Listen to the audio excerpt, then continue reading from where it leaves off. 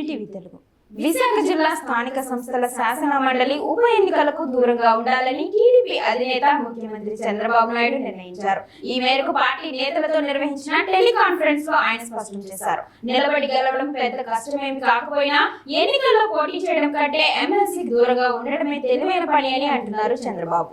ఎన్నిక ఏకగ్రీవమైన ఉమ్మడి విశాఖలో 60% పైగా స్థానిక సంస్థల ప్రతినిధులు వైసీపీకి చెందినవారే. అయితే ఇటీవల శాసనసభ, లోక్సభ ఎన్నికల్లో కూటమికి చెందిన ఎమ్మెల్యేలు, ఎంపీలు విజయం సాధించారు. కూటమి విజయంతో విశాఖ కార్పొరేషన్కు చెందిన పలువురు కార్పొరేటర్లు టీడీపీలో చేరారు. శాసన మండలి ఉప ఎన్నికల్లో టీడీపీ తరపున గెలుపొందేందుకు తమ పరిధిలోని వైసీపీ పార్టీకి చెందిన జెడ్పీటీసీలు, ఎంపీటీసీల మద్దతు కూడగట్టే బాధ్యత తీసుకుంటామని కూటమి తరపున గెలిచిన ఎమ్మెల్యేలు చంద్రబాబుకు హామీ ఇచ్చారు. అయితే ఒక ఉప ఎన్నిక కోసం ఇంతమంది స్థానిక ప్రజాప్రతినిధుల మద్దతు పొందేందుకు ప్రయత్నించడం మంచిది కాదన్న ఉద్దేశంతో హుందాగా పోటీ చేయడం లేదని చంద్రబాబు ప్రకటించారు. వైసీపీ తరపున బొత్స సత్యనారాయణ సోమవారం 3 సెట్ల నామినేషన్లు దాఖలు చేశారు. ప్రస్తుతం కూటమి నుంచి ఎవరూ పోటీ చేయడం లేదని స్పష్టం చేయడంతో 2 నామినేషన్ పత్రాలన్నీ సరిగ్గా ఉంటేనే ఆయన గెలుపు ఏకగ్రీవమవుతుంది.